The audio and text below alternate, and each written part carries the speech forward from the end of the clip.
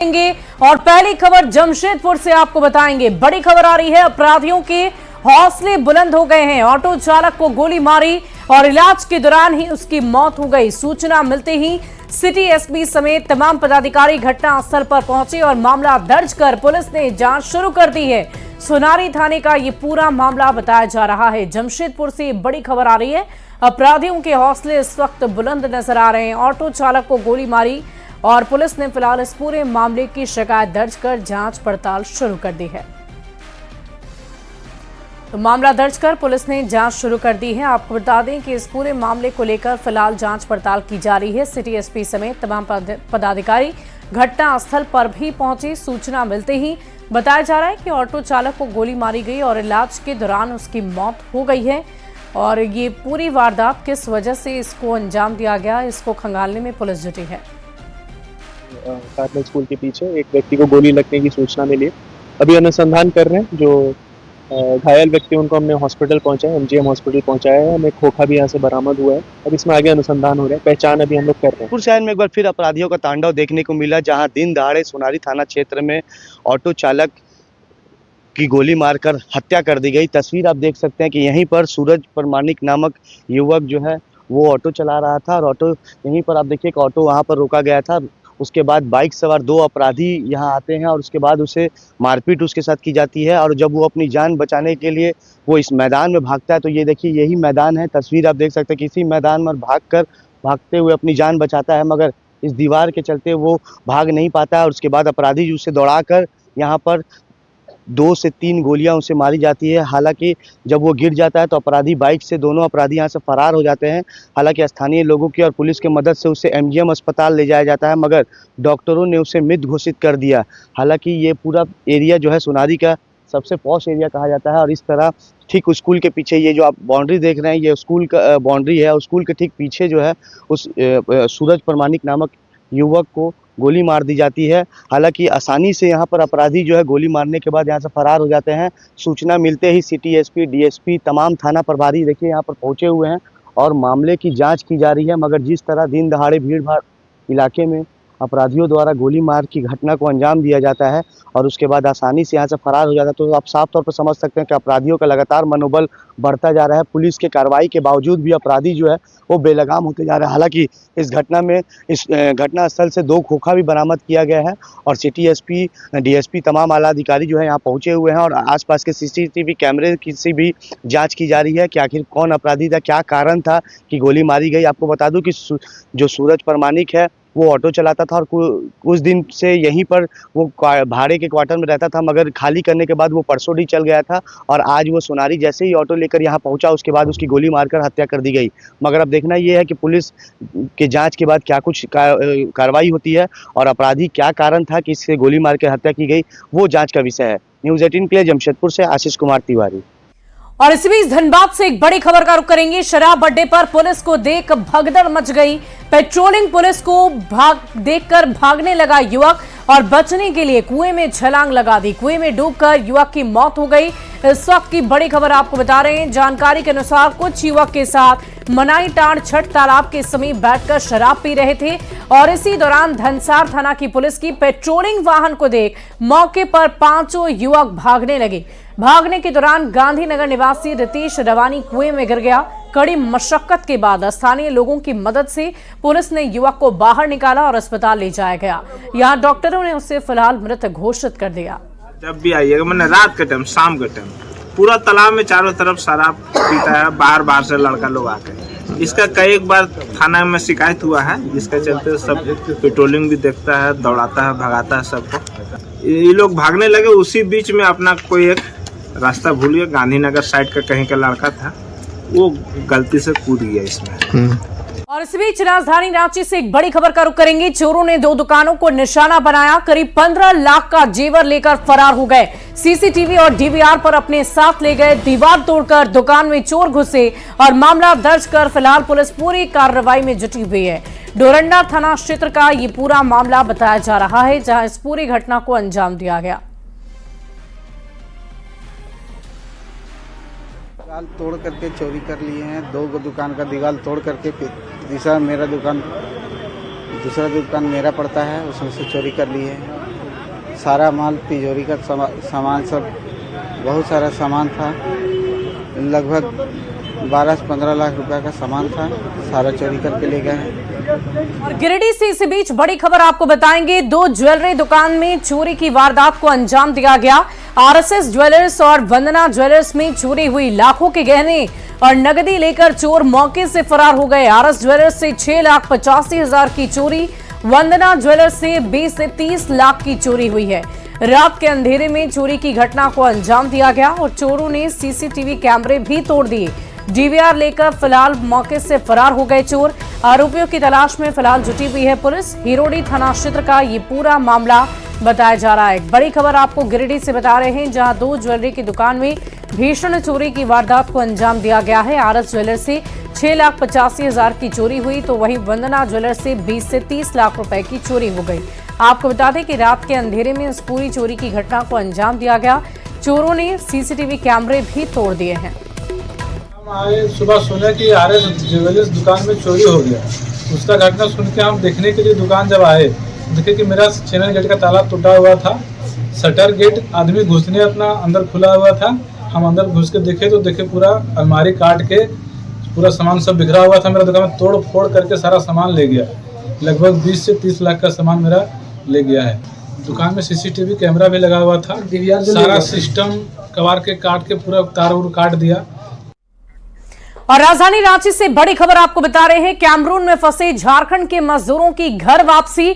मुंबई और दिल्ली एयरपोर्ट पहुंचे 35 मजदूर। 4 ग्रुप में बटे मजदूर आज राजधानी रांची पहुंचेंगे और 11 मजदूरों की 29 दिसंबर को वतन वापसी पहले ही हो चुकी है। कैमरून में फंसे थे 47 मजदूर।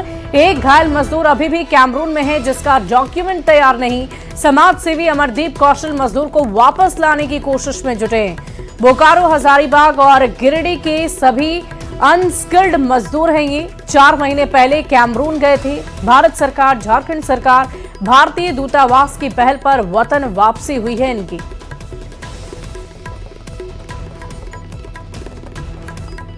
और इसी बीच राजधानी रांची से एक और बड़ी खबर। बाबूलाल मरांडी का हेमंत सोरेन पर हमला। नियुक्ति कैलेंडर जारी करने को लेकर सवाल पूछे। कहा हेमंत सोरेन ने पहली कैबिनेट बैठक के बाद 1 जनवरी 2025 से पूर्व जेपीएससी और जेएसएसएससी परीक्षाओं के लिए नियुक्ति कैलेंडर जारी करने की घोषणा की थी। साल का अंतिम दिन भी बीतने को है, लेकिन अब तक परीक्षा परिणाम अथवा कैलेंडर जारी करने की कोई पहल नहीं की गई। हेमंत सोरेन, झूठ बोलने की भी कोई सीमा होती है। मुख्यमंत्री पद की गरिमा का सम्मान करिए और झूठ बोलने की आदत छोड़कर प्रतियोगी परीक्षाओं का पारदर्शी क्रियान्वयन शुरू कीजिए। तो बाबूलाल मरांडी ने अपने सोशल मीडिया प्लेटफॉर्म एक्स पर ये लिखा है और झारखंड के मुख्यमंत्री हेमंत सोरेन को संबोधित करते हुए उन्होंने ये कहा है कि जल्द से जल्द इस पूरे मामले को लेकर आप ध्यान दें। बाबूलाल मरांडी के पोस्ट के बाद अब सियासत काफी तेज हो गई है। जेएमएम ने हमला बोलते हुए कहा कि बाबूलाल मरांडी को फूका हुआ कारतूस है, तो कांग्रेस ने कहा कि बाबूलाल मरांडी को एक्सपायरी टैबलेट, जिस पर बीजेपी ने पलटवार किया है और ये कहा कि जेएमएम कांग्रेस के लोगों में संस्कार ही नहीं है। कोई काम अब बचा नहीं है उनके पास। पार्टी में भी अब हाशिए पर जाने की तैयारी है। तो सिर्फ ट्वीट करना बेबुनियाद बातों पर, अरे ये आदत छोड़ देनी चाहिए बाबूलाल जी को। तो उनको आभास है कि हम अब कहीं हो सकता है मिजोरम, मणिपुर टाइप के राज्य का राज्यपाल बना दिए जाएं। इस तरह का भी आभास उनको हो सकता है। एक राज्यपाल आ रहे हैं, दूसरे को राज्यपाल बनाने की तैयारी हो, तो पूरी तरह से वो अपने आप को एक फूंका हुआ कारतूस खुद समझ बैठे हैं। भाई इनमें संस्कार तो है नहीं। संस्कार क्या कहता है भाई कि अपने से बड़ों को आदर करना चाहिए। बाबूलाल मरांडी जी वो आदर करने के बजाय ये लोग उनके निरादर का भाव रखते हैं, ये उचित नहीं है। बाबूलाल मरांडी भारतीय जनता पार्टी के प्रदेश अध्यक्ष हैं, मान सम्मान उनका है। कांग्रेस मुख्यालय में पूर्व प्रधानमंत्री डॉक्टर मनमोहन सिंह की याद में सर्वधर्म प्रार्थना सभा का आयोजन किया गया और इसकी शुरुआत गुरुवाणी में सर्वधर्म प्रार्थना सभा से हुई है और इस मौके पर कांग्रेस प्रदेश अध्यक्ष, विधायक, मंत्री, बोर्ड और आयोग के अध्यक्ष शामिल हुए। डॉक्टर मनमोहन सिंह को श्रद्धांजलि अर्पित करते हुए कांग्रेस नेताओं ने उनके योगदान और उनके साथ बिताए गए पल को साझा किया। कांग्रेस कमेटी की ओर से आज एक सर्वधर्म प्रार्थना कार्यक्रम आयोजित किया गया श्रद्धांजलि के साथ साथ, जिसमें आप देखेंगे हमारे माननीय मंत्रीगण, माननीय विधायकगण, माननीय वरिष्ठ नेतागण, विभिन्न प्रकोष्ठ और विभिन्न बोर्ड निगम के चेयरमैन और सभी लोग यहाँ उपस्थित हैं। अगली खबर हजारीबाग के इचाक बाजार से लेकर खैरा तक लगभग 19 किलोमीटर सड़क का निर्माण करवाया जा रहा है। बता दें आपको कि 17 करोड़ रुपए की लागत से बन रहे सड़क के साथ पुलिया भी बनाई जा रही है, जिसमें कई अनियमितताएं देखी जा रही है। ग्रामीणों ने निर्माण कार्य में अनियमितता का आरोप लगाया है। ग्रामीणों ने REO विभाग से निर्माण कार्य का निरीक्षण करने और शीघ्र ही कामों पर रोक लगाने की मांग की। किस तरह से पत्थर का जुड़ाई होता है इसमें? कितना में कितना जो है बालू और ये 7 एकड़ मसाला बनता है।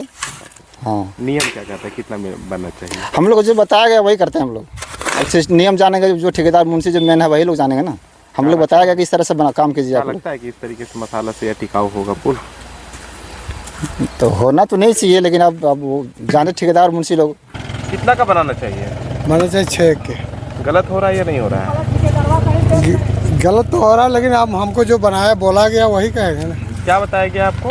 कि बालू 6 मतलब ये कढ़ाई से 6 बालू डालिए और धमा से 1 धमा सीमेंट। बालू कैसा क्वालिटी का है? बालू ऐसा चलना चाहिए बालू? ये बालू तो नहीं चलना चाहिए, काहे कि जन मारते थे, लेता नहीं।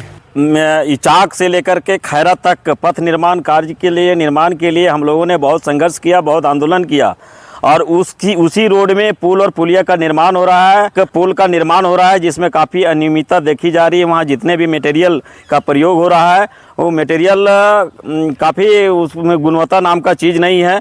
इसलिए मैं ये संघर्ष समिति के अध्यक्ष होने के नाते मैं संवेदक से यह मांग करना चाहता हूं कि जितना बढ़िया से बढ़िया हो काम करें। अगर काम नहीं करते हैं तो हम लोग फिर एक बार पुनः आप लोगों के खिलाफ आवाज़ उठाने का काम करेंगे। पुल बन रहा है, उस पुल में जितना तरह का मटेरियल, बालू, गिट्टी, आपका पत्थर जो लग रहा है एकदम पूरा घटिया किस्म का लगा रहे हैं। मैं उस ठेकेदार से कहना चाहते हैं कि अगर आप सुधार नहीं करते हैं तो हम लोग जो संघर्ष समिति के जो पूरे पदाधिकारी हैं फिर से रोड पर उतर के उनका विरोध जताने का काम करेंगे। और राजधानी रांची से आपको बड़ी खबर बताएं, नगर निगम ने जारी किया है टोल फ्री नंबर। कड़ाके की ठंड में फुटपाथ पर सो रहे को मदद करेगी सरकार। एक कॉल पर गरीबों को सर्दी से बचाएगी टीम। 180057012335 नंबर पर आप कॉल कर सकते हैं। कॉल करने के बाद निगम की रेस्क्यू टीम आप तक पहुंचेगी और असहायों को आश्रय गृह तक पहुंचाएगी। तो इस वक्त की बड़ी खबर राजधानी रांची से आपको बता रहे हैं, कड़ाके की सर्दी पड़ने की वजह से ये कदम उठाया गया है। फुटपाथ पर सो रहे लोगों की मदद के लिए सरकार ने एक हाथ आगे बढ़ाया है। और रांची में बढ़ती ठंड में सड़कों पर रात गुजार रहे लोगों के लिए आश्रय गृह किसी सौगात से कम नहीं है। राजधानी के आश्रय गृह में व्यवस्था कैसी है, इसका जायजा लिया है न्यूज़ 18 संवाददाता ओम प्रकाश ने। मौसम और शीत लहर का प्रकोप है, ऐसे में आश्रय गृहों में आने वालों की संख्या में भी लगातार इजाफा हो रहा है। खासतौर से अगर बात की जाए तो आश्रय गृहों का इंतजाम कैसा है और क्या कुछ व्यवस्थाएं यहाँ पर, वो हम आपको दिखाने की कोशिश कर रहे हैं। इस वक्त हम खादगड़ा स्थित आश्रय गृह में मौजूद हैं और देखते हैं यहाँ पर कितने लोग हैं और क्या कुछ व्यवस्थाएं यहाँ लोगों को दी जाती है। महिला और पुरुष दोनों के लिए अलग अलग जो यहाँ पर व्यवस्था है वो की गई है। हमारे साथ इस वक्त जो यहाँ की केयर टेकर हैं वो मौजूद हैं। क्या कुछ है यहाँ पर जो लोग आ रहे हैं? अभी कितने लोग हैं? अभी प्रेजेंट में हैं 2 लोग हैं। 2 लोग हैं। रात में आ जाते हैं? हाँ, रात में फुल हो जाता है बेड। मतलब कुछ लोगों को रिटर्न भी करना पड़ता है? नहीं सर, नहीं, रिटर्न करना नहीं पड़ता है। आश्रय गृह बने हुए हैं, एक महिला का है और दूसरी तरफ हमारे वो हम दिखाने की कोशिश करेंगे वो पुरुषों का है, जहाँ पर महिला और पुरुष को अलग अलग रखने की व्यवस्था है। यहाँ पर कंबल, बेड सहित तमाम चीज़ें जो हैं वो लोगों को मुहैया कराई जाती है ताकि लोग जो है वो यहाँ पर रात गुजार सकें। और आते हैं, बाहर से भी आते हैं जो रांची में जिन्हें इलाज कराना होता है, खासतौर से जो आर्थिक रूप से कमज़ोर लोग हैं और या फिर जो फुटपाथों पर रहकर गुजर बसर करते हैं, उनके लिए कहीं ना कहीं ये आश्रय स्थल जो हैं वो कहा जाए तो उनके लिए एक बड़ा आशीर्वाद कहें या फिर सरकार की तरफ से दी गई योजना का लाभ कहें, वो फलस्वरूप मिल रही है और इससे लोग कहीं ना कहीं लाभान्वित हो रहे हैं। ज़रूरी है यहाँ की व्यवस्थाओं को सुदृढ़ करने की, ताकि ऐसे जो लोग हैं जो फुटपाथ पर गुजर बसर करते हैं उन्हें एक बेहतर व्यवस्था मिल सके। कैमरा पर्सन संजीव तिवारी के साथ ओम प्रकाश, न्यूज़ 18 रांची। अब आपको रामगढ़ लेकर चलते हैं, जहां अचानक से ठंड और कनकनी बढ़ने के कारण सर्दी, खांसी और बुखार के मरीजों की संख्या में बढ़ोतरी आ गई है। सदर अस्पताल समेत सीसीएल के अस्पतालों में मरीजों की संख्या काफी बढ़ गई है।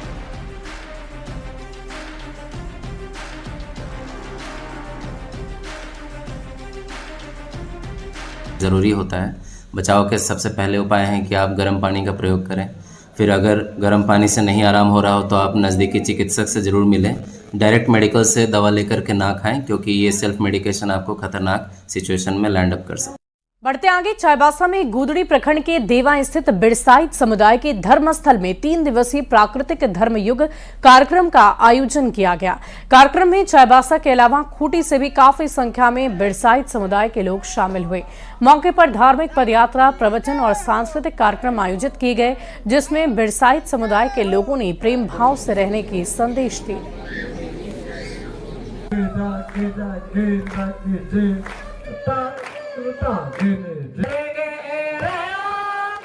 सम्मेलन के माध्यम से हम लोग बताना चाहते हैं, संदेश देना चाहते हैं कि सत्य अहिंसा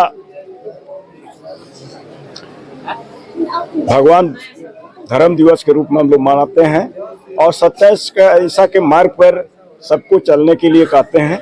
सबके साथ मनोविचार रखना है, सभी के साथ सेवा भावना और अहंकार से दूर रहना, और जैसे कि हाड़िया दारू और डाइन भूत, इस सब से दूर रहना, यही हम लोग संदेश देते हैं। कार्यक्रम के माध्यम से बिरसाइत समाज के लोग अपने समाज के साथ साथ अन्य समाज के लोगों को भी ये संदेश दे रहे हैं और इस कार्यक्रम में सिर्फ पश्चिमी सिंहभूम के विभिन्न क्षेत्रों के अलावा खूंटी और अन्य जिलों के भी जो बिरसाइत समाज के लोग हैं काफ़ी संख्या में यहाँ शामिल होते हैं और समाज के लोगों के साथ साथ अन्य लोगों को भी ये संदेश देते हैं कि लोगों को आपसी प्रेम भाईचारा से रहना चाहिए, प्रकृति से प्रेम करना चाहिए, जीव जंतुओं से प्रेम करना चाहिए और हिंसा और अंधविश्वास से दूर रहना चाहिए। धर्मदाताओं ने जो यहाँ पर धर्मगुरुओं ने जो प्रवचन दिया, संदेश दिया, उनका भी यही कहना है कि लोगों को हिंसा और अंधविश्वास से हमेशा दूर रहना चाहिए। नशापान और अन्य कुरीतियां जो डायन भूत या अन्य कुरीतियां हैं उससे भी दूर रहना चाहिए। और इस संकल्प के साथ बिरसाइत समाज के लोग आज नववर्ष की शुरुआत कर रहे हैं। रुपेश प्रधान, न्यूज़ 18 चाईबासा। और नए साल के मौके पर गिरिडीह के मधुवन में पारसनाथ पर्वत पर सैलानियों का आवागमन जारी है, जिसे लेकर जैन धर्मावलंबी नाराज हैं।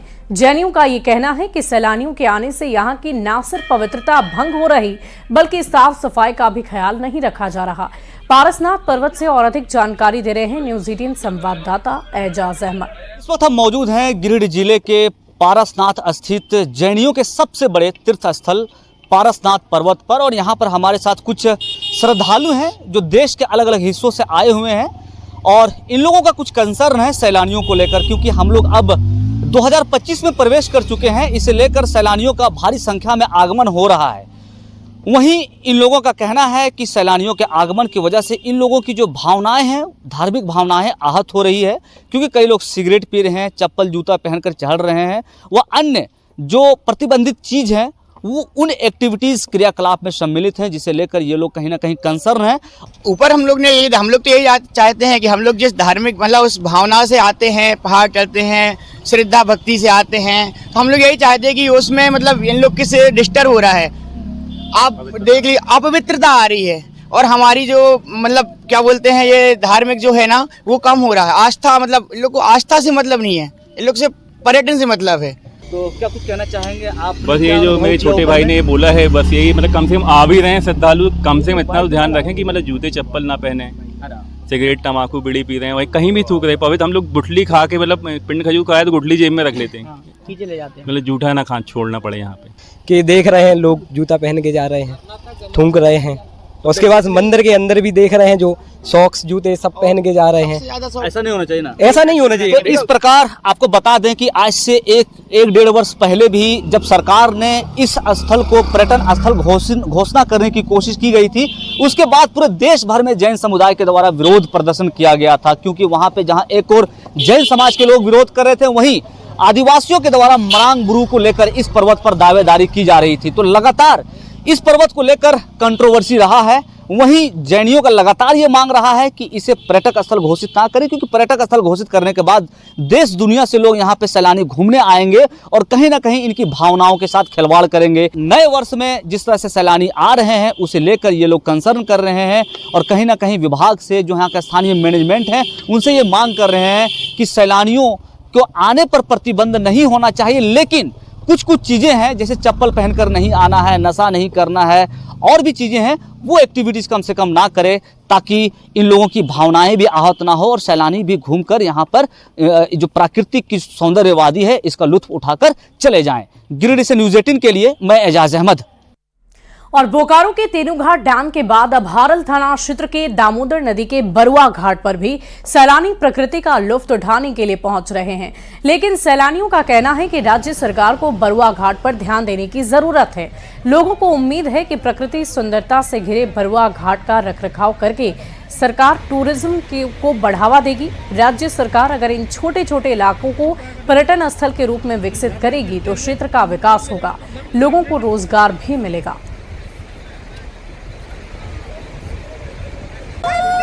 और फिलहाल इस बुलेटिन में अभी के लिए बस इतना ही। आप बने रहे न्यूज़ 18 बिहार झारखंड के साथ।